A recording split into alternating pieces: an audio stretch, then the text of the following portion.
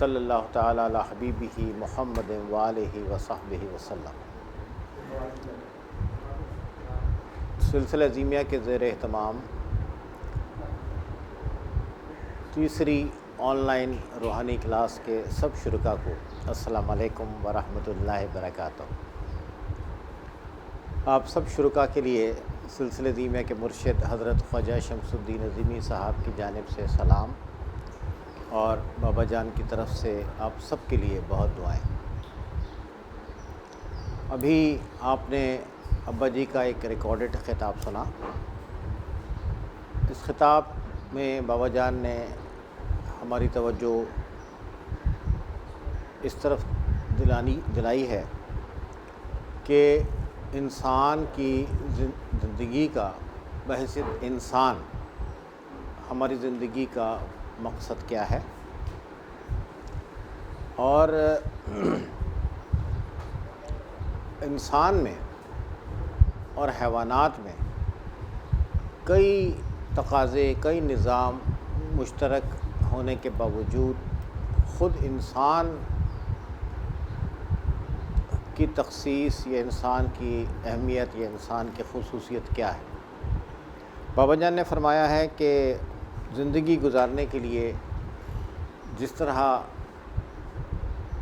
انسان کو بھوک لگتی ہے زندگی کے تقاضے پورے کرنے کے لیے، اسی طرح ایک بھینس کو بھی لگتی ہے، اسی طرح ایک بکری کو بھی لگتی ہے، اسی طرح ایک بلی کو بھی لگتی ہے۔ سردی گرمی کا احساس، حفاظت، رہائش، نسل کو چلانا، یہ سارے تقاضے اللہ کی بنائی ہوئی سب مخلوقات میں شامل ہیں، انسان میں بھی ہیں۔ انسان اپنے لیے گھر بناتا ہے، لیکن شہد کی مکھی جو گھر بناتی ہے وہ تو کیا خوب گھر بناتی ہے۔ اور شہد کی مکھی کے بارے میں اللہ تعالیٰ نے قرآن میں فرمایا ہے کہ شہد کی مکھی کو وحی کیا گیا، یعنی اس کی طرز زندگی کیا ہوگی، اس نے کیسے رہنا ہے، اور اس کا پورا نظام کیسا ہوگا، یہ اللہ تعالیٰ کی طرف سے اس کو اس شہد کی مکھی کو بتایا گیا ہے۔ تو اب سارے تقاضے دوسری مخلوقات میں بھی ہیں، سارے یہ تقاضے انسان میں بھی ہیں۔ انسان اپنے لیے گھر بناتا ہے، اپنے لیے کوشش کرتا ہے، ایک انسان کا ایک تمدن ہے۔ تو کیا انسان اس وجہ سے دوسری مخلوقات سے افضل ہے کہ اس کا ایک تمدن موجود ہے، وہ پڑھتا ہے، لکھتا ہے، اپنے لیے چیزیں تیار کرتا ہے، اس نے سائیکل بنا لی، اس نے موٹر کار بنا لی، اس نے ہوائی جہاز بنا لیا، اس سے بہت ساری سائنسی دریافتیں کر لیں۔ تو کیا یہ خصوصیت ہے انسان کی؟ اس وجہ سے انسان دوسری مخلوقات سے افضل ہے، یا انسان کے فضل کی، اس کی افضلیت کی وجہ کچھ اور ہے؟ تو بابا جان نے ہماری توجہ اس طرف دلوائی ہے کہ ہمیں وہ اصل بات ڈھونڈنی چاہیے جس کی وجہ سے انسان کو دوسری مخلوقات پر فضیلت ہے، اور وہ فضیلت یہ ہے کہ انسان اپنے خالق کی معرفت پانے کی کوشش کرنے والا ہو، اور اسے علم الاسماء سے صحیح طور پر استفادہ کرتے ہوئے اپنے خالق کی پہچان اور اپنے خالق کی بندگی آتی ہے۔ انسان کا شرف یہ نہیں ہے کہ وہ دو پیروں سے چلتا ہے اور وہ اپنے مکان بناتا ہے، پڑھتا ہے، لکھتا ہے، اپنی معیشت کو ایک خاص ڈگر پہ لے کے چلتا ہے جو حیوانات نہیں کر پاتے یا جو حیوانات نہیں کرتے۔ یہ انسان کی فضیلت نہیں ہے، بلکہ انسان کی فضیلت علم الاسماء ہے۔ علم الاسماء کی وجہ سے انسان کو اللہ تعالیٰ نے فرشتوں پر اور ساری مخلوقات پر فضیلت بخشی ہے۔ اب ہمارے لیے ضروری ہے کہ ہم علم الاسماء کے تقاضوں کو سمجھنے والے بنیں، اور علم الاسماء کو سمجھ کر اللہ تعالیٰ کی، اپنے خالق کی، اپنے مالک کی، ساری کائنات کے خالق کی بالکل خالص بندگی کرنے والے بنے۔ اگر ہم نے اس طرف توجہ نہیں دی تو ہم میں اور کسی حیوان میں کوئی فرق نہیں ہوگا، اور اگر ہم ان چیزوں اس اہمیت پر، اس فضیلت پر توجہ دیں گے اور اس فضیلت کا حق ادا کرنے کی کوشش کریں گے تو پھر ہم یہ کہہ سکیں گے کہ ہاں بھئی یہ فرد نوع انسانی کا فرد ہے اور اس نے علم الاسماء کو سمجھنے کی کوشش کی ہے۔ سلاسل طریقت نے، اولیاء اللہ نے، اللہ کے دوستوں نے قرآن پاک سے رہنمائی لیتے ہوئے اور حضرت محمد رسول اللہ صلی اللہ علیہ وسلم کی تعلیمات سے رہنمائی لیتے ہوئے اصل انسان کو سمجھنے کی کوشش کی ہے، اور اپنے شاگردوں کو، اپنے دوستوں کو، اپنے مریدین کو یہ بتانے کی کوشش کی ہے کہ اصل انسان کیا ہے اور اصل انسان کو سمجھ کے اصل انسان ہونے کے تقاضے کیا ہیں۔ اس کے لیے ہمیں اپنی روح کو سمجھنا ہوگا، اور اس کے لیے ہمیں روح کی صلاحیتوں سے اور روح کے تقاضوں سے واقف ہونا ہوگا۔ سلاسل طریقت نے اس طرف ایک اچھی بہت قابل عمل رہنمائی فرمائی، اور سلسلہ عظیمیہ بطور خاص اصل انسان کی طرف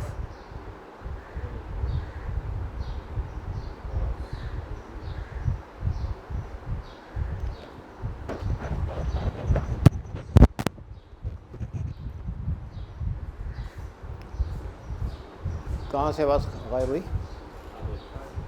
اور سلسلہ عظیمیہ بطور خاص اصل انسان کی طرف اپنے وابستگان کی اور عامت الناس کی توجہ مرکوز کروانے کی کوشش کر رہا ہے۔ تو بابا جان کا جو آج آپ نے خطاب سنا، اس کا مقصد یہ ہے کہ ہم نے اصل انسان کو سمجھنے کی کوشش کرنی ہے، اللہ کے نظام کو سمجھنے کی کوشش کرنی ہے۔ اللہ کا ایک نظام وہ ہے جو ہمیں اس خارجی دنیا میں یا ظاہری دنیا میں ہمیں نظر آ رہا ہے، اور اللہ کا ایک نظام وہ ہے جو ہماری نظروں سے اوجھل یا باطن میں سرگرم عمل ہے۔ ایک ہمارا معاشرتی اور معاشی نظام ہے، اور ایک وہ نظام ہے جو ساری کائنات کو چلا رہا ہے، جو اللہ کا وہ نظام جو ساری کائنات کو چلا رہا ہے۔ تو ایک اللہ کے بندے کو، اللہ کے عطا کردہ علوم کے ایک حامل کو اور علوم الہیہ کے وارث کو، یعنی جس کے پاس علم الاسماء ہو، یعنی علم الاسماء تو ہم سب کے پاس ہے، اللہ تعالیٰ نے ہم سب کو، نوع انسانی کو عطا کیا ہے، لیکن ہم اسے کتنا واقف ہیں۔ تو علم الاسماء کے جاننے والے ایک فرد کو اللہ کے بنائے ہوئے اس نظام کو سمجھنے کی کوشش کرنی چاہیے جو ساری کائنات میں جاری و ساری۔ یہ بابا جان کے خطاب کا، یعنی سمجھے کہ مرکزی ایک نقطہ ہے۔ اب اس میں یہاں پہ کچھ چند سوالات سامنے آتے ہیں۔ کیا ان علوم کو سمجھنا اور اس نظام کو سمجھنا ہر شخص کے لیے ہے یا یہ چند خاص لوگوں کے لیے؟ اس کا جواب یہ ہے کہ ان علوم تک رسائی، اس نظام کو سمجھنے کی سہولت اللہ تعالیٰ نے سب انسانوں کو عطا فرمائی۔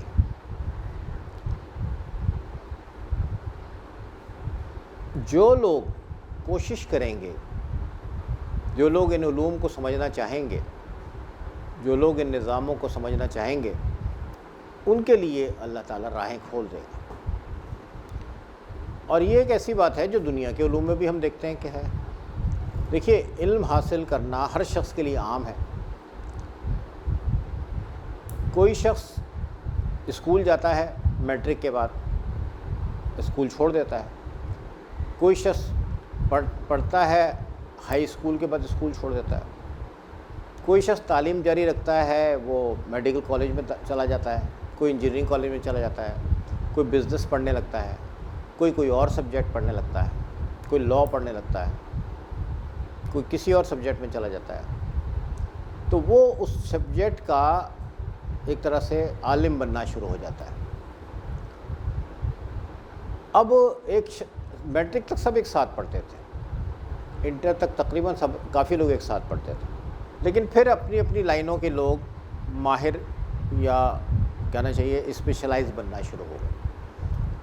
تو روحانی علوم میں بھی یہی بات ہے۔ ایک روحانی علوم کی تحصیل کے مواقع سب انسانوں کے لیے عام ہیں۔ اللہ تعالیٰ کا نظام ایسا ہے کہ ایک یونیفارم رسائی اللہ تعالیٰ نے دنیا کی ہر قوم کو دی ہے اور ہر قوم کے ہر فرد کو دی ہے۔ جو قومیں اور جو افراد جیسے جیسے علم کے جس شعبے میں جیسے جیسے آگے بڑھتے جائیں گے، ان پر اس علم کے اسرار کھلنے شروع ہو جائیں گے۔ جو لوگ روحانی علوم میں آگے بڑھنا چاہیں گے، ان پر روحانی علوم کے اسرار کھلنا شروع ہو جائیں گے۔ جو لوگ اللہ تعالیٰ کی ایڈمنسٹریشن کو سمجھنے کی فیلڈ میں آگے بڑھنا چاہیں گے، ان پر اس کے اسرار کھلنا شروع ہو جائیں گے۔ تو سلسلہ زیمیہ کی دعوت یہ ہے، سلسلہ زیمیہ کا پیغام یہ ہے کہ ہم معاشرتی علوم سمجھنے کے ساتھ ساتھ، شریعت کے علوم سمجھنے کے ساتھ ساتھ، ان باطنی علوم کو بھی سمجھنے کی کوشش کریں جو باطنی علوم اللہ تعالیٰ کے نظام کا ایک حصہ ہیں، اور جن علوم پر یہ ساری کائنات اللہ تعالیٰ نے، جس ساری کائنات کی بساط اللہ تعالیٰ نے قائم فرمائی ہے۔ اب اس میں جو بات ہے قابل غور وہ یہ ہے کہ روحانی علوم کا حاصل کرنے والا معاشرتی اقدار اور ضوابط کا پابند ہوگا۔ یعنی روحانی علوم حاصل کرنے کا مقصد یہ نہیں ہے کہ ایک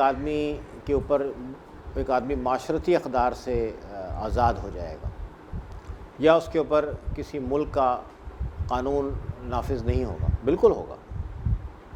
روحانی علوم حاصل کرنے کا مقصد یہ ہے، یا روحانی علوم سے آگہی کا مقصد یہ ہے کہ اپنے معاشرے کے ضابطوں، اپنے معاشرے کے قوانین کو پورا کرتے ہوئے ہم اللہ تعالیٰ کے قوانین کو سمجھنے کی کوشش کرنے والے بنیں۔ ہم فطری قوانین کو سمجھنے والے بنیں، ہم روحانی قوانین کو سمجھنے والے بنیں۔ یہ بات ضروری ہے جاننا کہ ہر شخص کے اوپر، اور یہ سلسلہ زیمیہ کے غراض و مقاصد اور قواعد و ضوابط میں بھی شامل ہے کہ ہر شخص کے اوپر معاشرتی اقدار کی پابندی ضروری ہے، اور اس علم الاسماء کا درست طرزوں میں استعمال انسانیت کی دلیل ہوگا، یوں کہہ لیں۔ اور اگر ہم اس علم الاسماء کو اللہ کی مرضی کے مطابق استعمال نہیں کرتے، اللہ کی معرفت کے لیے استعمال نہیں کرتے، اللہ کے نظام کو سمجھنے کے لیے استعمال نہیں کرتے، تو ہم نے اس علم الاسماء کی اتنی بڑی نعمت کا حق ادا نہیں کیا۔ اور اگر ہم نے اپنی زندگی کو محض مادی تقاضوں تک محدود سمجھا، تو بھی ہم نے اللہ تعالیٰ کی عطا کردہ اتنی بڑی نعمت کو سمجھا ہی نہیں۔ تو پھر جب ہم سمجھیں گے نہیں تو اس کا حق کیسے ادا کریں گے؟ تو انسان محض مادی تقاضوں کی تکمیل کے لیے اس دنیا میں نہیں آیا ہے، بلکہ اس کی روحانی ذمہ داریاں بھی ہیں۔ ان روحانی ذمہ داریوں کو سمجھنا ہے اللہ تعالیٰ کے نظام کو سمجھنا ہے، اللہ تعالیٰ کے نظام میں جاری و ساری قوانین کو سمجھنا ہے، تو یہ پھر سمجھیں کہ ہم علم الاسماء کا تھوڑا سا حق ادا کرنے کے یا تھوڑا سا شکر ادا کرنے کے ہم قابل ہوں۔ سلسلہ عظیمیہ کی تعلیمات کا مقصد یہ ہے کہ انسان کی ظاہری اور باطنی دونوں تحریکات ہمارے پیش نظر ہوں، اور انسان کے ظاہری وجود کے ساتھ ساتھ انسان کے باطنی وجود کو بھی ہم سمجھنے والے بنیں، اور علم الاسماء کے جو تقاضے ہیں ان کو سمجھ کر ان کو پورا کرتے ہوئے اللہ تعالیٰ کے سچے پکے خالص بندے بننے کی ہم کوشش کریں۔ اگر ہم یہ نہیں کرتے تو ہم اللہ تعالیٰ کی بہت بڑی نعمت کا شکر ادا نہیں کر رہے ہوں گے۔ تو یہ سمجھیں کہ آج ابا کے جو خطاب ہے اس کا یہ مرکزی نقطہ ہے، یا اس کا اس میں یہ خاص پیغام سب لوگوں کے لیے اور بطور خاص سلسلہ عظیمیہ کے اراکین کے لیے۔ بابا جان کے اس خطاب کو اور بابا جان کے ساری ہی دیگر جو ہم نے اس کلاس میں آپ کے سامنے پیش کیے ہیں، بابا جان کے ارشادات، ان پر بار بار غور کیجئے، ان کو سمجھنے کی کوشش کیجئے، اور اس کو سمجھنا دو طریقے سے ہوگا۔ ایک یہ کہ میں اسے ایک سلسلہ عظیمیہ کے ایک ذمہ دار کی حیثیت سے، مراقبہ ہال کے ایک رکن کی حیثیت سے سمجھنے کی کوشش کروں، اور ایک ہوگا کہ میں اس کو انفرادی طور پر سمجھنے کی کوشش کروں، میری ذاتی طور پر، انفرادی طور پر، اور اس فہم کے، اس تفہیم کے اثرات میری زندگی میں، میرے گھر میں، میری فکر میں، میرے خیال میں اس کے اثرات نظر آنے چاہیے۔ آدمی جو علوم حاصل کرتا ہے اس سے اس کی طرز فکر پر فرق پڑتا ہے، سوچ پر فرق پڑتا ہے۔ سوچ میں جو فرق پڑتا ہے وہ آدمی کے معمولات اور رویوں میں تبدیلی کا سبب بنتا ہے۔ میں اگر کوئی علم حاصل کر رہا ہوں اور وہ میری سوچ میں کوئی اثر نہیں ڈال رہا، تو اس کا مطلب یہ ہے کہ حصول علم کا پروسیس ابھی نامکمل ہے، دنیاوی علوم ہو یا روحانی علوم۔ ہمیں دیکھنا ہوگا کہ یہ علوم ہماری سوچ میں کس تبدیلی کا تقاضا کرتے ہیں، اور تبدیلی کیوں درکار ہے؟ تبدیلی اس لیے درکار ہے تاکہ صحیح فکر کے ساتھ ہمارا سفر صحیح سمت میں منزل کی طرف جاری رہے، اور صحیح سمت اور صحیح منزل یا صحیح مقصد کیا ہے؟ مقصد ہے اللہ تعالیٰ کی معرفت، اپنے خالق کی معرفت۔ صحیح سمت کیا ہے؟ صحیح سمت وہ ہے جو ہمیں خود اللہ تعالیٰ نے جس کی طرف رہنمائی کی ہے، اور وہ صحیح سمت ہمیں بتائی گئی ہے قرآن پاک میں۔ قرآن پاک ہمارا گائیڈ ہے۔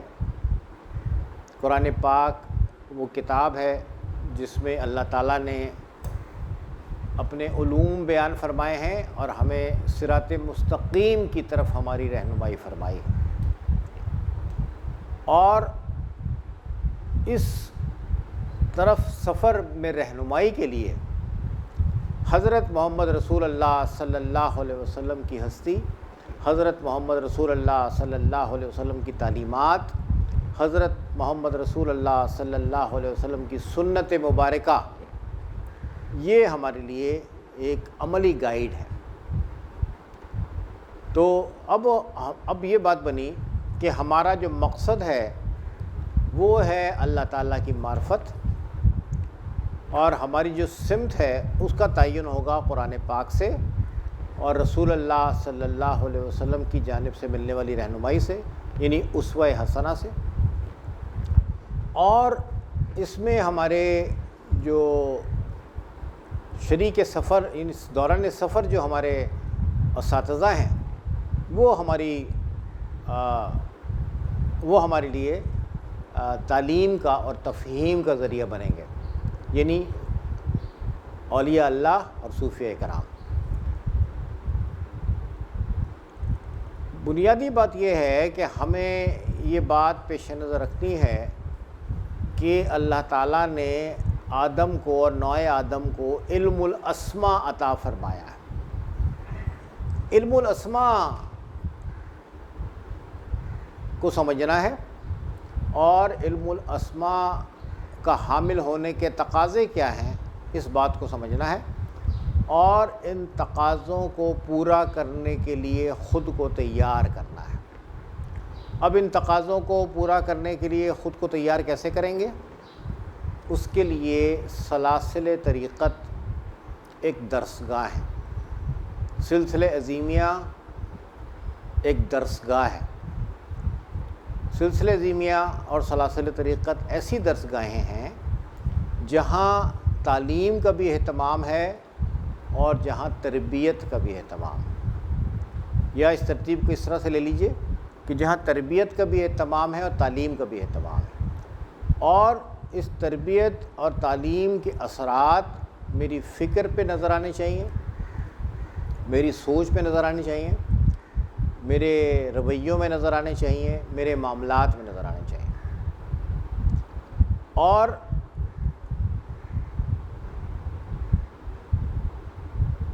ایک کیفیت حاصل کرنے کی طرف ہمیں بہت توجہ دینی چاہیے کہ ہم مرتبہ احسان کے درجے تک پہنچ سکیں۔ جیسا کہ نبی کریم علیہ الصلوۃ والسلام کا ارشاد ہے کہ بندہ مومن کو عبادات میں مرتبہ احسان حاصل ہوتا ہے، اور مرتبہ احسان یہ ہے کہ جب تم عبادت کرو تو اس طرح کہ جیسے کہ تم اللہ کو دیکھ رہے ہو۔ اور اگر یہ کیفیت نہیں ہوتی تو پہلے مرحلے میں ہی کہہ لیجئے کہ پھر یہ ہماری کیفیت ہونی چاہیے، یہ ہماری سوچ پہ بات حاوی ہونی چاہیے کہ اللہ ہمیں دیکھ رہا ہے، اور اللہ تو ہر وقت ہمیں دیکھ ہی رہا ہے واقعی۔ سیکنڈ کے ایک فریکشن کے لیے بھی اللہ کی رحمت ہم سے ڈسکنیکٹ اگر ہو جائے تو ہمارا وجود ریزہ ریزہ ہو کر بکھر جائے گا۔ تو اللہ کی رحمت ہر آن مجھے، آپ کو، ساری نوع انسانی کو، اپنی ساری مخلوقات کو اور اس ساری کائنات کو سنبھالے ہوئے ہے۔ تو اللہ تو ہمیں دیکھ ہی رہا ہے ہر وقت۔ یہ احساس جب میری سوچ پر حاوی ہوتا ہے اس وقت ایک نئی پرسنالٹی وجود میں آنا شروع ہوتی ہے، اس وقت ایک نئی شخصیت وجود میں آنا شروع ہوتی ہے۔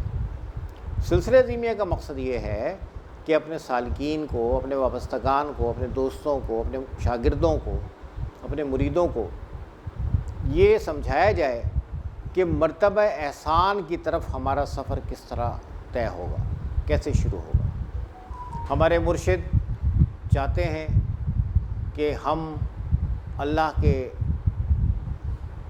اللہ تعالیٰ کے بہت اچھے بندے بنیں، رسول اللہ صلی اللہ علیہ وسلم کے بہت اچھے امتی بنیں، ہمارے اندر علم کا شوق بڑھے، علم کی جستجو بڑھے، حصول علم کے لیے ہمارے اندر ایک شوق اور ایک رغبت آئے، اور ہم اس علم کو جو کہ جو اللہ تک پہنچاتا ہے اس علم کی رسائی یا اس علم کی طلب میں زیادہ سے زیادہ ہم آگے بڑھیں۔ اگر ہم دنیاوی ٹرمز میں بات کریں تو ہم یہ کہیں گے کہ ایک علم ہوتا ہے علم برائے معیشت۔ ہم جو کچھ پڑھتے ہیں اسکول میں، کالج میں، یونیورسٹیز میں، اس میں ہمارے پیش نظر یہ بات ہوتی ہے کہ بھئی یہ پڑھا جائے، یہ فلاں علم پڑھ کے ہم فلاں پوزیشن پہ چلے جائیں گے، میں انجینئر بن جاؤں گا، میں لائر بن جاؤں گا، میں ڈاکٹر بن جاؤں گا، میں بزنس پرسن بن جاؤں گا، میں کچھ اور بن جاؤں گا، تو یہ میں کمپیوٹر سائنس پڑھ لوں تو مجھے یہ جاب مل جائے گی. مطلب یہ کہ علم ہم دیکھتے ہیں کہ جاب مارکیٹ میں کس علم کی ڈیمانڈ زیادہ ہے، جاب کس علم کی وجہ سے آسانی سے ملے گی، اور پھر کون سے علوم ایسے ہیں کہ جن کی وجہ سے جاب ملنے کے بعد تیزی سے میری ترقی ہوگی. جاب مارکیٹ کے لحاظ سے علم حاصل کرنے کے لیے میں اپنی پریورٹیز بناتا ہوں. اس کو میں کہتا ہوں کہ یہ ساری جو علم کی ایکٹیویٹیز ہیں، یہ ساری علمی ایکٹیویٹیز علم برائے معیشت کے لیے ہیں، کہ علم حاصل کرو جس سے میری معیشت سنور جائے، جس سے میری معیشت اچھی ہو جائے. تو یہ ہو گیا علم برائے معیشت. علم کا ایک شعبہ ہے جس کو ہم کہتے ہیں اللہ تعالیٰ کی نشانیوں کو سمجھنے والا علم، یا اللہ تعالیٰ کی نشانیوں کو سمجھانے والا علم، اور اس کا نام ہم نے رکھا ہے علم برائے معرفت. جب علم برائے معرفت، جب علم کو میں معرفت کے لیے حاصل کروں گا تو وہ مجھے اللہ تعالیٰ کی نشانیوں کو سمجھنے کے قابل، وہ تحصیل علم مجھے اللہ تعالیٰ کی نشانیوں کو سمجھنے کے قابل بنائے گی. معیشت بھی اللہ تعالیٰ کی دین ہے. علم برائے معرفت مجھے معاشی میدانوں میں پیچھے نہیں کرے گا، بلکہ وہ معاشی میدانوں میں بھی آگے بڑھنے کا ذریعہ بنے گا. لیکن علم برائے معیشت ضروری نہیں ہے کہ مجھے اللہ کی معرفت کی طرف بھی لے کر جائے. میں معیشت کے لیے ایک علم حاصل کرتا ہوں اور پھر میں اپنے لیے ایک کیریئر کا انتخاب کر لیتا ہوں، کسی بزنس کا، کسی پروفیشن کا، اور میں اسے اپنے حصول روزگار کے لیے، حصول معاش کے لیے استعمال کرتا ہوں. تو یہ ضروری نہیں ہے کہ وہ علم مجھے اللہ کی طرف بھی لے کے جائے. لیکن میں معرفت الہی کے لیے جو علوم حاصل کرتا ہوں اس میں میری معاش بھی خود بخود بہتر ہونا شروع ہو جائے گی. یعنی مجھے وہ علم مجھے معاش میں بھی مددگار ہوگا. علم برائے معرفت کا مطلب یہ نہیں ہے کہ وہ دنیا سے آپ کو لا تعلق کر دے گا. علم برائے معرفت اللہ کی نشانیوں سے آگہی دلوانے کے ساتھ ساتھ معیشت کی بہتری کے لیے بھی ہمارے لیے مددگار ہو سکتا ہے. لیکن علم برائے معیشت ضروری نہیں کہ معرفت کے لیے مددگار ہو. اس لیے دیکھیں ہر شخص کے ساتھ معاشی تقاضے ہیں، ضروریات ہیں، اس سے کوئی انکار نہیں ہے. سب کو اپنی معاش کی فکر کرنی چاہیے، بالکل صحیح بات ہے. لیکن معاش کی سرگرمیوں میں رزق دینے والے کی طرف ہی توجہ نہ رہے، اللہ کی طرف ہی توجہ نہ رہے، تو یہ تو کوئی عقل مندی کی بات نہیں ہے. رزق تو اللہ دیتا ہے، رزق کے سارے وسائل اللہ نے عطا کیے ہیں. ہم جو تھوڑا بہت علم پڑھتے ہیں وہ اس اللہ کے دیے ہوئے کروڑ وسائل میں سے 0.001% کہہ لو اپنا شیئر لینے کے لیے پڑھتے ہیں، اور اس میں ہم رازق کو نظر انداز کر دیں اور معاشی میدانوں میں اپنی کوششوں میں علم الاسماء کی اتنی بڑی نعمت جو ہم کو عطا کی گئی ہے اس کو ہم نظر انداز کر دیں، تو یہ تو بڑا بیوقوفی کا کام ہوگا.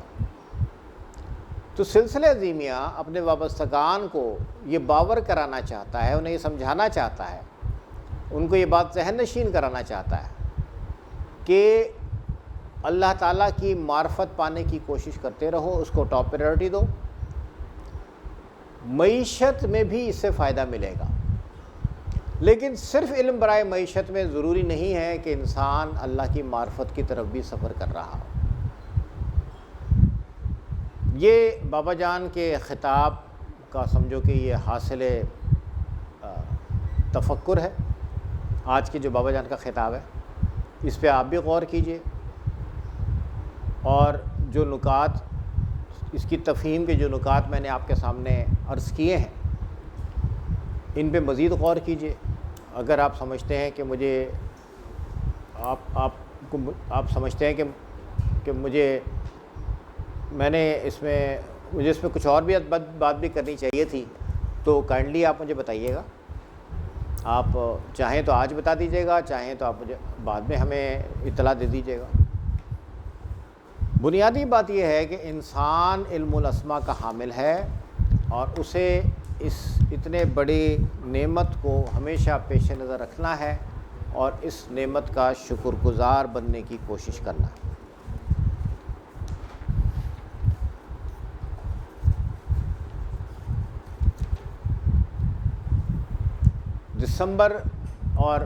دسمبر اور فروری کی روحانی کلاس میں ہم نے سلسلہ عظیمیہ کے غرض و مقاصد اور قواعد و ضوابط پر بات کی تھی۔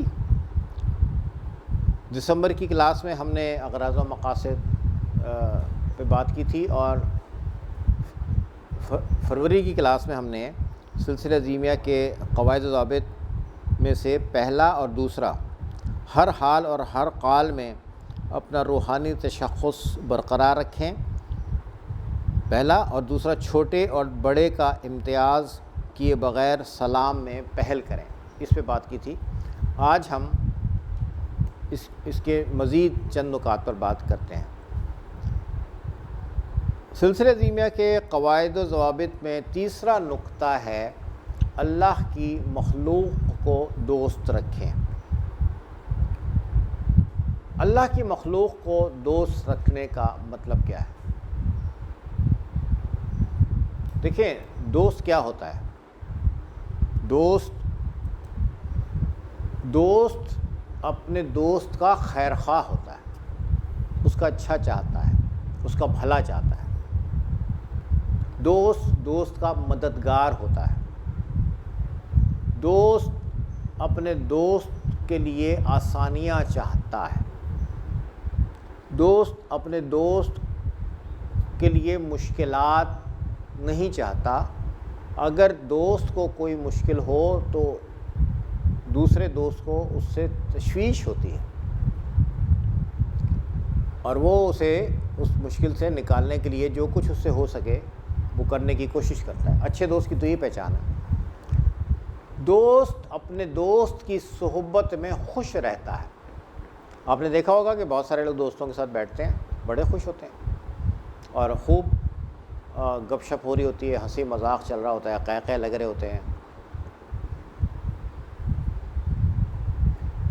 حالانکہ اگر کسی کے ساتھ کوئی پریشانیاں ہیں، کسی کے ساتھ کوئی تکلیف ہے، وہ اس کے ساتھ وہ موجود ہوتی ہے، لیکن دوستوں کی محفل میں بیٹھ کر آدمی تھوڑی دیر کے لیے ان تکالیف کو بھول جاتا ہے، اور دوست کی محفل سے، صحبت سے لطف اندوز ہوتا ہے، خوش ہوتا ہے، اس کو فرحت ملتی ہے۔ اسی طرح دوست کے کام آتا ہے۔ تو اللہ کی مخلوق کو دوست رکھنے کا مطلب کیا ہے، جو ہمارے بزرگوں نے ہمارے لیے یہ نقطہ رکھا ہے، قلندر بابا اولیاء نے اور حضرت خواجہ شمس الدین عظیمی صاحب نے، کہ اللہ کی مخلوق کو دوست رکھیں۔ اس کا مطلب یہ ہے کہ اللہ کی سب مخلوقات کے لیے ہمیں خیر خواہ ہونا چاہیے۔ اللہ کی سب مخلوقات کے لیے خیر خواہی کے جذبات ہمارے دل میں ہونے چاہیے۔ تو اللہ کی مخلوق کا جب ذکر آتا ہے، خدمت خلق کا جب ذکر آتا ہے، تو یہ مطلب محدود نہیں ہے۔ اس کا مطلب یہ نہیں ہے کہ اللہ کی مخلوق کی خدمت کرو، تو اس کا مطلب صرف یہ نہیں ہے کہ بھئی انسانوں کی خدمت کرو، انسانوں کا خیال رکھو، بلکہ مخلوق خدا کی خدمت کرنا یا مخلوق خدا کا خیال رکھنا، اس کا مطلب یہ ہے کہ اللہ کی سب مخلوقات کا خیال رکھا جائے۔ ایسا خیال رکھا جائے جیسے آدمی اپنے دوست کا خیال رکھتا ہے، ان کے لیے ہم خیر خواہ ہوں، ان کا اچھا چاہیں۔ اب ہم یہ کام کیسے کر سکتے ہیں؟ ایک انسان اللہ کی دوسری مخلوقات کے لیے خیر خواہی کس طرح کر سکتا ہے؟ اس کے لیے ضروری ہے کہ ہم یہ سمجھیں کہ اللہ کی مخلوقات کا دائرہ کیا ہے، اس کی تعریف میں کون کون آتا ہے۔ اس کی تعریف میں حیوانات بھی آتے ہیں، اس کی تعریف میں نباتات بھی آتے ہیں، اس کی تعریف میں جو بھی ذی نفس ہے سب آتے ہیں۔ اس کی تعریف میں زمین بھی آتی ہے، اس کی تعریف میں زمین کا ماحول بھی آتا ہے۔ تو میں کوئی ایسا کام کرتا ہوں جو زمین کے ماحول کی خرابی کا سبب بنتا ہے، تو اس کا مطلب ہے کہ میں اپنے دوست کے لیے تکلیف کا باعث بن رہا ہوں۔ اگر میں کوئی ایسا کام کرتا ہوں جو دوسرے حیوانات کے لیے تکلیف کا باعث بنتا ہے، تو اس کا مطلب ہے میں اپنے دوست کے لیے تکلیف کا باعث بن رہا ہوں۔ اب یہاں پہ ایک سوال ہے، وہ سوال یہ ہے کہ ہم انسان جانوروں کو ذبح کرتے ہیں اور ان کے گوشت کو اپنی غذا کا حصہ بناتے ہیں، تو کیا یہ عمل دوستی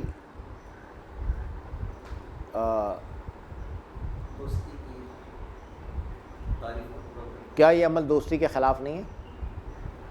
یعنی آپ کہہ رہے ہیں کہ بھئی سب مخلوق دوست ہے، تو پھر آپ جانور کو ذبح کیوں کر رہے ہیں، اسے کیوں کھا پی رہے ہیں؟ دیکھیے، کچھ ضابطے بنا دیے گئے ہیں، کچھ چیزوں کی اجازت اللہ تعالیٰ نے دے دی ہے۔ اللہ کے نظام میں بھی یہ موجود ہے کہ بعض گوشت خور جانور دوسرے سبزی خور جانوروں کا شکار کرتے ہیں، تو یہ اللہ کا بنایا ہوا ایک نظام ہے کہ گوشت خور جانور سبزی خور جانور کا شکار کرتے ہیں، مچھلیاں چھوٹی مچھلیوں کا شکار کرتی ہیں اور ان کو اپنی خوراک ان سے اپنی خوراک حاصل کرتی ہیں۔ اس سسٹم کے تحت جانوروں سے استفادہ کرنا جائز، حلال جانوروں سے استفادہ کرنا نظام میں رکھنے کا سبب نہیں بنتا۔ اس سسٹم کے تحت اپنی معاش حاصل کرنا، اپنے لیے غذا حاصل کرنا دوست کی تعریف کو وائلیٹ نہیں کرتا۔ دوست کی تعریف کو وائلیٹ کرتا ہے ان کو تکلیف پہنچانا، زمین کو تکلیف پہنچانا، حیوانات کو تکلیف پہنچانا، ماحول کو تکلیف پہنچانا۔ آج کل کا آپ دیکھیں گلوبل وارمنگ میں سب سے بڑا مسئلہ ماحولیات کی خرابی کا ہے۔ تو جب ہم ماحولیات کی خرابی میں کنٹریبیوٹ کرتے ہیں تو اس کا مطلب یہ ہے کہ ہم اللہ کے نظام میں دخل دے رہے ہیں، اور اس کا مطلب یہ ہے کہ ہم اپنے دوست کو تکلیف پہنچا رہے ہیں۔ انسان پر سب سے زیادہ حق دوسرے انسانوں کا ہے، انسان پر سب سے زیادہ حق انسانوں کا ہے، لیکن یہ سب سے زیادہ حق ہے، یہ واحد حق نہیں ہے۔ انسان پر صرف انسانوں کا حق ہے یہ بات نہیں ہے، انسان پر دوسری مخلوقات کا بھی حق ہے، اور بطور اس زمین پر اللہ کے نائب کے، خلیفۃ فی الارض کے، انسان کو اس زمین اور اس زمین پر آباد تمام مخلوقات کا کیئر ٹیکر بننا ہے۔ سب سے زیادہ حق انسان پر ایک آدمی پر انسانوں کا ہے، پھر انسانوں میں سب سے زیادہ حق اس کی درجہ بندیاں ہیں، ماں باپ کا حق ہے، اولاد کا حق ہے، دوسرے رشتہ داروں کا حق ہے۔ تو بہرحال سب سے زیادہ حق انسانوں کا ہے، لیکن صرف انسان پر ہی حق نہیں ہے، انسانوں کا ہی حق نہیں ہے انسان پر، گائیں، بیل، بھینس، بکری، بلی، چڑیاں، مچھلیاں، سب کا حق انسانوں پر۔ تو جو آپ نے اپنی غذا کے لیے کسی جانور سے استفادہ کرنا ہے، اس کو ذبح کرنا ہے، وہ ایک نظام کا حصہ ہے، اٹس اوکے، لیکن اس کے علاوہ میری ذات سے کسی بھی اللہ کی مخلوق کو تکلیف نہیں پہنچنی چاہیے، اور اس سے بڑھ کر یہ کہ دوسری مخلوقات کے لیے ہم فائدہ مند بنیں، ہم ان کی بڑھوتری میں حصہ لینے والے بنیں، ہم ان کے لیے خوشیاں فراہم کرنے والے بنیں۔ تو اللہ کی مخلوق کو دوست رکھیں۔ سلسلہ اعظمیہ اب اس دوستی کا دائرہ صرف انسانوں کی دوستی کا دائرہ صرف انسانوں تک محدود نہیں کرتا، بلکہ سلسلہ اعظمیہ کی تلقین یہ ہے کہ اللہ کی سب مخلوقات کو دوست رکھا جائے۔ درخت کو دوست رکھیں، پودے کو دوست رکھیں، حیوانات کو دوست رکھیں، جو اللہ کی مخلوق ہے اس کو دوست رکھیں، زمین کا خیال رکھیں، اور مجموعی مزاج، مجموعی ہمارا جو رویہ ہے وہ اللہ کی سب مخلوقات کے ساتھ خیر خواہی پر مشتمل ہونا چاہیے، خیر خواہی پر مبنی ہونا چاہیے۔ اگر ہم یہ کام نہیں کریں گے تو پھر ہم یوں سمجھ لیجئے کہ ہم سے شکر میں کوتاہی ہوگی، شکر میں کمی رہ جائے گی۔ اپنا جائزہ لینا چاہیے ہم میں سے ہر ایک کو کہ ہم اللہ کی سب مخلوق کے دوستی کا جذبہ اپنے دل میں رکھتے ہیں یا نہیں رکھتے۔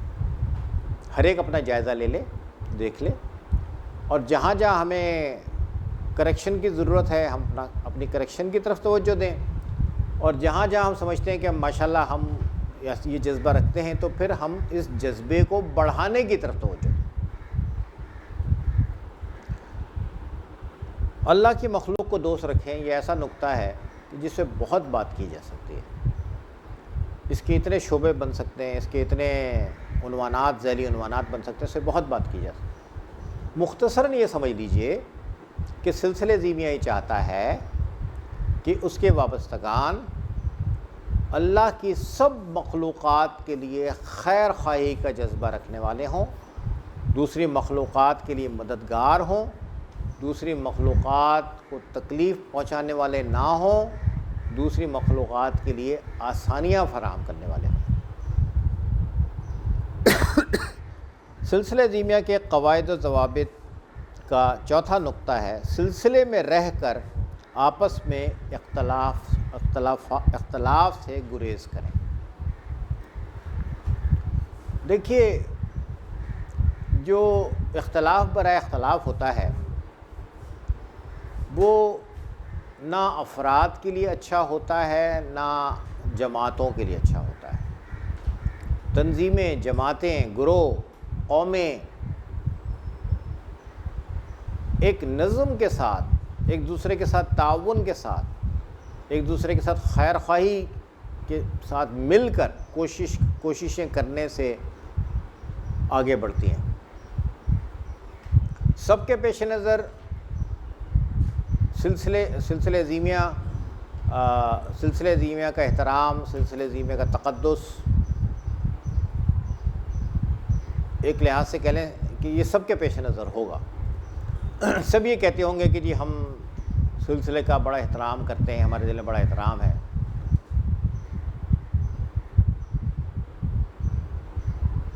اس کے باوجود انسان یہ چیز انسان کی کہہ لیں کہ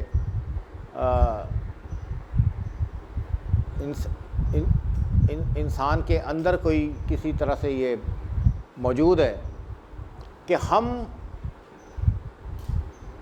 کئی مقامات پر اپنی تفہیم کو اور اپنی رائے کو ترجیح دینا چاہتے ہیں۔ میری یہ رائے ہے تو میری رائے مانی جائے، یا اس بات کو میں اس طرح سمجھا ہوں تو میں جس طرح سمجھا ہوں دوسرے لوگ بھی اس کو اسی طرح سمجھیں، یا ایک تو یہ بات ہو گئی، یا پھر یہ کہ ہماری انا ہوتی ہے، ہماری ایگو ہوتی ہے وہ کہتی ہے کہ یار تم کو ذرا بڑھ چڑھ کر رہنا چاہیے. تو میری انا کی وجہ سے میرے غلط رویے تشکیل پاتے ہیں. میری انا کی وجہ سے میرے اندر ایک کیا بولیں گے کہ ایک ایروگینسی، ایک ضدی پن یا ایک تکبر نشو و نما پانے لگتا ہے. کسی معاملے میں دو رائے ہو جانا کوئی بری بات نہیں ہے، یہ بھی سمجھ لیں بات. ہم بیٹھے ہیں آپس میں بات کر رہے ہیں، کسی ٹاپک پہ بات ہو رہی ہے، کوئی کام کرنا ہے. ایک صاحب نے کہا کہ یہ کام اس طرح کیا جائے، دوسرے صاحب نے کہا کہ یہ کام اس طرح کیا جائے، تیسرے صاحب نے کہا کہ میرے خیال میں یہ کام اس طرح کیا جائے. تو یہ ایک کام کو کرنے کے لیے ایک مجلس میں، ایک میٹنگ میں 3 آرا سامنے آ گئے. ساتھی بیٹھے ہوئے ہیں، سب لوگ بیٹھے ہیں، بات ہو رہی ہے، تبادلہ خیال ہو رہا ہے. تینوں آرا کو جانچا گیا کہ رائے نمبر 1 پہ چلیں گے تو یہ ہوگا، رائے نمبر 2 پہ یہ ہوگا، رائے نمبر 3 پہ یہ ہوگا. ساتھیوں نے طے کیا کہ رائے نمبر 2 جو ہے وہ ٹھیک ہے، ہم رائے نمبر 2 کو اڈاپٹ کر لیتے ہیں. تو رائے نمبر 1 والا جو ہے وہ ناراض ہو جائے اور رائے نمبر 2 والا ناراض ہو جائے. لو جی میں نے تو یہ کہا تھا، تو یہ غلط ہے. یہ ہے انا کے اثرات. ہونا یہ چاہیے کہ جب باہمی مشورے سے، باہمی کنسلٹیشن سے جب ایک رائے کو زیادہ لوگوں نے کہہ دیا کہ یہ ٹھیک ہے، تو رائے نمبر 1 اور رائے نمبر 3 والا بھی رائے نمبر 2 کو اپنی رائے بنا لے، وہ بھی اس رائے پر عمل میں پورے دل و جان سے اس میں شریک ہو جائے. یہ تو ہو گئی وہ بات جہاں ہم کسی فورم پہ بیٹھ کے کوئی ہم میٹنگ کر رہے ہیں اور وہاں پہ ہمارے سامنے کوئی نکات ہیں، ان نکات پہ بات کر رہے ہیں. یہ تو وہ بات ہو گئی. ایک ہے کہ میں کسی بات کو ایک طرح سمجھتا ہوں، دوسرا کسی بات کو ایک اور طریقے سے سمجھتا ہے، تیسرا کسی بات کو ایک اور طریقے سے سمجھتا ہے.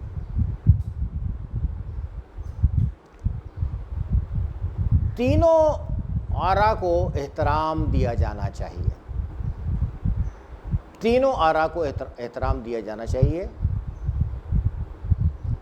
ایک بات کے کئی پہلو ہو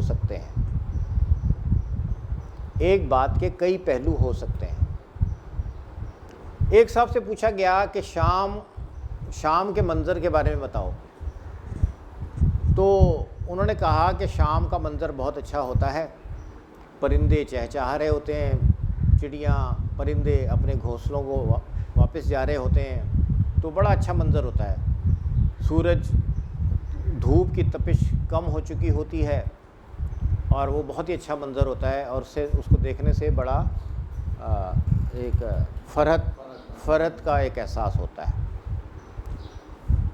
دوسرے نے کہا کہ جی شام کا منظر جو ہے وہ بڑا اچھا منظر ہوتا ہے، اور گھر کی طرف سب لوگ رواں دواں ہوتے ہیں، گھر جا رہے ہوتے ہیں، اور بڑی خوشی ہو رہی ہوتی ہے کہ یار اب دن بھر کام کیا ہم نے، اب ہم گھر جا رہے ہیں، اپنے گھر جائیں گے، بیوی بچوں کے ساتھ بیٹھیں گے، اپنے بچوں سے ملیں گے، اور ایک ریسٹ کرنے کا ایک جو ریسٹ کا احساس ہے وہ آ رہا ہوتا ہے. میں نے آپ سے عرض کیا کہ ایک ہوتا ہے میٹنگ میں بیٹھ کے ہم کچھ طے کرتے ہیں، اور اس میں 2-3 آرا ہوتی ہیں، ان میں سے ایک رائے کو ہم لے لیتے ہیں. ایک یہ ہوتا ہے کہ کسی نے کسی بات کو ایک طرح سمجھا، دوسرے نے دوسری طرح سمجھا، تیسرے نے تیسری طرح سمجھا. مثال کے طور پر شام کا منظر، ایک آدمی سے کہا جائے کہ بھئی شام کے منظر کے بارے میں بتاؤ، تو اس نے کہا کہ جی شام کا منظر بڑا اچھا منظر ہوتا ہے، پرندے واپس جا رہے ہوتے ہیں، دھوپ کی شدت کم ہو چکی ہوتی ہے، ہلکی ہلکی ٹھنڈ شروع ہو جاتی ہے، اور پرندے درختوں پہ آ کے بیٹھ رہے ہوتے ہیں، چڑیاں چہچہا رہی ہوتی ہیں۔ دوسرے نے کہا کہ جی شام کا منظر جو ہے نا بڑا اچھا ہوتا ہے، سب لوگ اپنے گھروں کو جا رہے ہوتے ہیں، ہمارے ذہن میں یہ ہوتا ہے کہ بھئی بچوں سے ملیں گے، بیوی بچوں کے ساتھ بیٹھیں گے، شام کو بیٹھ کے چائے پئیں گے اور آرام، ریسٹ ہوگا، خوشی ہوگی، ریسٹ ہوگا۔ تیسرے نے بتایا کہ جی شام جو ہے نا وہ اندھیرا چھانے لگتا ہے، اندھیرا چھانے لگتا ہے اور اس کے بعد جو ہے ایک تھوڑا سا ڈل سی کیفیت ہو جاتی ہے کہ تھوڑی دیر میں اندھیرا چھا جائے گا، ہمارے ادھر لائٹ نہیں ہے، اندھیرا ہو جاتا ہے، تو بس شام جو ہے نا وہ اینڈ ہے، دن بھر کی ایکٹیویٹیز کا اینڈ ہے۔ تو دو لوگوں نے بتایا کہ شام ان کے لیے خوشی کا سبب بنتی ہے، ایک صاحب نے بتایا کہ شام تو ڈے اینڈ ہے۔ تینوں رائے ٹھیک ہیں، تینوں رائے ٹھیک ہیں، تینوں کی رائے اصل میں ان کی اپنی طرز فکر کو ظاہر کر رہی ہے۔ اب ہم کہیں کہ جس نے شام کو مایوسی کا استعارہ بنایا وہ بندہ غلط ہے، تو یہ ہمارا کہنا صحیح نہیں ہوگا۔ کسی نقطے پر، کسی بات پر، کسی علم پر، کسی شعر پر، کسی کلام پر 4 5 6 الگ الگ آراء آ سکتی ہیں۔ ہمیں ان سب آراء کو دیکھنا چاہیے، ان سب آراء کو جانچنا چاہیے اور یہ دیکھنا چاہیے کہ رائے دینے والا اس چیز کے بارے میں کتنا جانتا ہے، جس نقطے پر بات ہو رہی ہے اس نقطے پر رائے دینے والا کتنا جانتا ہے۔ مثال کے طور پر علامہ اقبال کا ایک شعر ہے، علامہ اقبال کا ایک شعر ایک اقبالیات کے ماہر کے سامنے پڑھا جائے وہ اس پر ایک رائے دیں گے۔ علامہ اقبال کا ایک شعر ایک اردو ادب کے طالب علم کے سامنے رکھا جائے وہ اس پر اپنی رائے دے گا۔ علامہ اقبال کا ایک شعر 8ویں جماعت کے ایک اسٹوڈنٹ کے سامنے رکھا جائے وہ اس پر اپنی رائے دے گا۔ تینوں کی رائے ٹھیک ہوں گی، بس اس رائے میں گہرائی کا فرق ہوگا، جامعیت کا فرق ہوگا۔ ان تین آراء کو ہم یہ نہیں کہیں گے کہ یہ تین آپس میں اختلاف کر رہے ہیں، اس پر ہم نہیں کہیں گے۔ نہ شام کے منظر پہ ہم یہ کہیں گے کہ تین لوگ آپس میں اختلاف کر رہے ہیں۔ اب کسی ٹاپک پر اپنی رائے کو ہم جامع بنانا چاہتے ہیں، ہم بہتر بنانا چاہتے ہیں، تو اس ٹاپک سے ہماری واقفیت، ہماری آگہی زیادہ ہونی چاہیے۔ ہم ملک کے معاشی حالات پر بات کرنا چاہتے ہیں تو معیشت کن کن اصولوں پر چلتی ہے، جو شخص جتنا زیادہ یہ بات جانے گا اس کی رائے اتنی زیادہ وزنی ہوگی۔ ایک مزدور سے پوچھو کہ معیشت کیسی چل رہی ہے تو وہ کہے گا معیشت بہت خراب ہے، اتنی مہنگائی ہو گئی ہے کہ میرے گھر کا اس دہاڑی سے یا اس مزدوری سے گھر کا خرچہ پورا نہیں ہو رہا، اس لیے معیشت بالکل خراب ہے۔ ایک اکنامکس کے آدمی سے پوچھو کہ معیشت بڑی خراب ہے، اس کی وجہ کیا ہے، تو وہ بتائے گا کہ جناب امپورٹ زیادہ ہو گئی ہے، ایکسپورٹ کم ہو گئی ہے، جب تک آپ ایکسپورٹ نہیں بڑھائیں گے، جب تک آپ امپورٹ اور ایکسپورٹ میں ایک توازن پیدا نہیں کریں گے اس وقت تک معیشت ٹھیک نہیں ہو سکتی۔ تیسرے آدمی سے پوچھو کہ معیشت کے مسائل پہ بات کرو تو کہے گا پاکستان کی آبادی بہت تیزی سے بڑھ رہی ہے، پاکستان کے وسائل کم جنریٹ ہو رہے ہیں، آبادی زیادہ بڑھ رہی ہے، اور جو لوگ کما رہے ہیں وہ ٹیکس نہیں دے رہے یا پورا ٹیکس نہیں دے رہے۔ جب تک لوگ اپنی ٹیکس کی لائبلٹی کو پورا نہیں کریں گے اور جب تک ہم آبادی میں اضافے کو کنٹرول نہیں کریں گے، جب تک ہم ملکی پیداوار اور آبادی کے اندر ایک تناسب نہیں لائیں گے، تب تک ملکی معیشت جو ہے وہ ٹھیک نہیں ہو سکتی۔ اب مجھے بتائیں کیا تینوں نے جو باتیں کی ہیں، کیا تینوں نے غلط باتیں کی ہیں؟ مزدور نے جو کہا ہے تو کیا وہ غلط کہا ہے؟ جس طرح اس کا دائرہ ہے اس سے بالکل ٹھیک ہے۔ جتنا اس کا دائرہ ہے اس سے بالکل ٹھیک ہے. یہ میں آپ کو معیشت وغیرہ کی مثالیں سے دے رہا ہوں تاکہ یہ آسانی سے ذرا سمجھ میں آ جائے، ورنہ تو ہم کوئی علم کی یا روحانیت کی مثالیں دیتے تو شاید وہ اتنی عام فہم نہ ہوتی. تو دیکھیے ان معاملات میں ہم یہ مزدور کا مذاق اڑانا شروع کر دیں، ابے تجھے کیا پتا، تجھے کیا پتا اکنامکس کیا ہوتی ہے، تو غلط ہوگی بات، مذاق اڑانے والا غلط ہوگا. بھائی جس کا جتنا ایکسپوجر ہے اس کے مطابق اس کی رائے بن رہی ہے. تو ہمیں یہ دیکھنا چاہیے کہ جو صاحب کوئی رائے دے رہے ہیں ان کا کتنا ایکسپوجر ہے، اور اگر آپ چاہتے ہیں کہ ان کی رائے بہتر ہو جائے تو ان کا آپ ایکسپوجر بڑھانا شروع کر دیجیے. اگر ہم اپنے سلسلے کے معاملات میں چاہتے ہیں کہ لوگوں کی رائے اچھی ہو تو سلسلے کی تعلیمات، سلسلے کا پیغام، سلسلے کی تعلیمات کے بارے میں لوگوں کے کانسیپٹ زیادہ سے زیادہ کلیئر کرنا شروع کر دیجیے. لوگوں کی رائے بہتر ہونے، لوگوں کی رائے میں جامعیت آنا شروع ہو جائے گی. تو محض اس بنیاد پر کہ اس کی رائے یہ ہے، اس کی رائے یہ ہے، اس کو اختلاف کا ذریعہ، یا اس کو اختلاف سے کیا مراد ہے، اس کو کسی کو اوپر کرنا ہے، کسی کو نیچے کرنے کا ذریعہ نہیں ہونا چاہیے. اب آگے انا کے معاملات، یا آگے اپنے لیے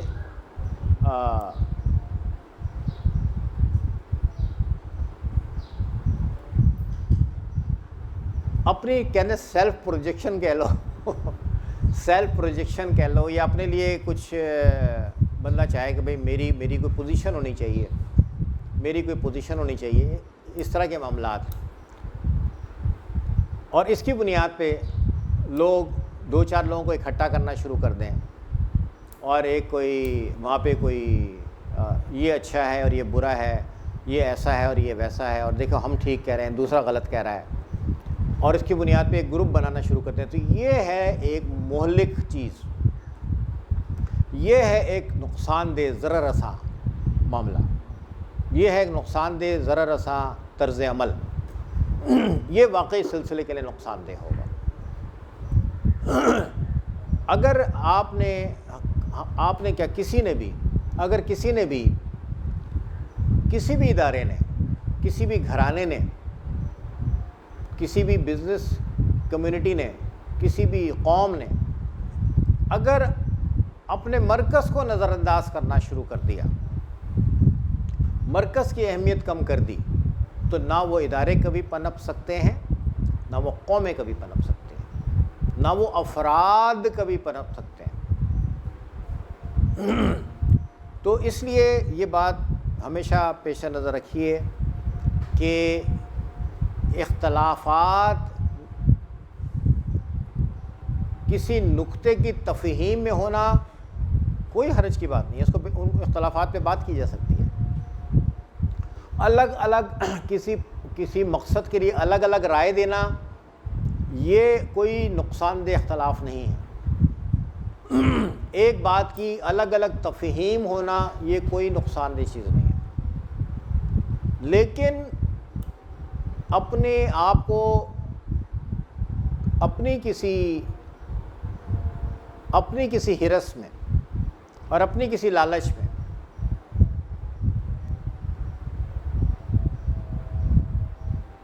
سلسلے کے پیغام کی من مانی تشریح کرنا یہ غلط ہے، یہ نقصان دہ ہے.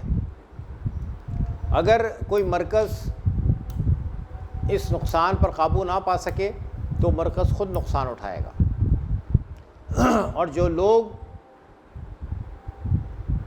اس طرز عمل میں ایکٹیو ہوں گے وہ مرکز کو نقصان دیں گے. تو یہ بات سمجھنی ہے کہ سلسلے میں رہ کر آپس میں اختلاف سے گریز کیا جائے. اس کا مقصد یہ ہے کہ اختلاف کوئی ایسی شکل اختیار نہ کر پائے جس اختلاف سے سلسلے کو بحیثیت مجموعی، سلسلے کو بحیثیت ادارہ نقصان ہو. اور یہ بات بھی یاد رکھنے کی ہے کہ بہت سارے ممالک، بہت سارے ادارے، بہت ساری تنظیمیں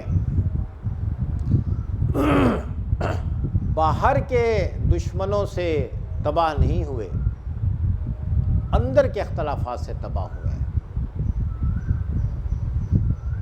بہت سارے صحت مند لوگ باہر سے لگنے والے زخموں سے اتنے متاثر نہیں ہوتے جتنے اندر سے لگنے والی بیماری سے، اندر سے اٹھنے والی بیماری سے متاثر ہوتے ہیں۔ تو یہ بات سب کو سمجھنے کی ہے کہ سلسلے میں رہ کر اختلافات سے گریز کرنے کا مطلب کیا ہے،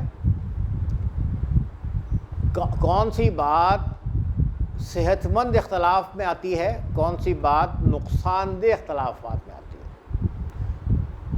اتنی ہمیں فہم اور اتنی ہمیں سمجھ ہونی چاہیے، اور ہمیں دیکھنا چاہیے کہ کہیں میری ایگو، میری انا، یا کوئی پوزیشن حاصل کرنے کے لیے میری لالچ، بھئی دیکھو نا ہمارے ساتھ شیطان بھی تو لگا ہوا ہے نا، ہم میں سے ہر ایک کے ساتھ شیطان بھی تو ہمیں کہے گا نا تم بڑے اچھے ہو، دوسرا اتنا اچھا نہیں ہے، اس کو بڑی یہ خواہ آگے بڑھ رہا ہے، آگے تو تجھے بڑھنا چاہیے، تیری حق تلفی ہو رہی ہے۔ وہ 4 لوگوں سے بولے گا، 4 لوگ میں سے 2 لوگ اس کو مل بھی جائیں گے ہاں میں ہاں ملانے والے کہ ہاں بھئی ہاں واقعی تم صحیح کہہ رہے ہو۔ تو شیطان ہم سب کے ساتھ ایکٹیو ہے، اور شیطان کا کام یہ ہے کہ لوگوں کو اکسائے، لوگوں کو ورغلائے، لوگوں کو ترغیب دے، لوگوں کو لالچ دے، لوگوں کو خوف دلائے، لوگوں کے دلوں میں وسوسہ ڈالے۔ شیطان کے کام کوئی ایک لگا بندہ کام نہیں ہے، بلکہ وہ ملٹی